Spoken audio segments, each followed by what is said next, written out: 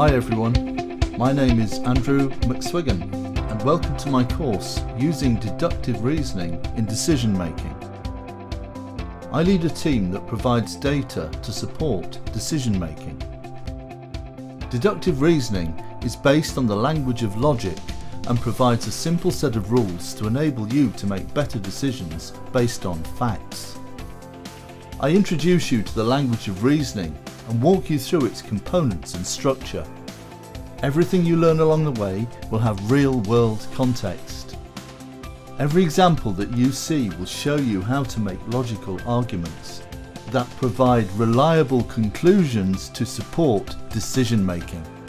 Some of the key topics I cover with deductive reasoning are creating categorical and hypothetical syllogisms, using logic to create conditional arguments, understanding the differences between inductive and deductive reasoning. By the end of this course, you'll know how to construct deductive arguments that provide conclusions to make better decisions. Before beginning the course, you should have an appetite to uncover the truth.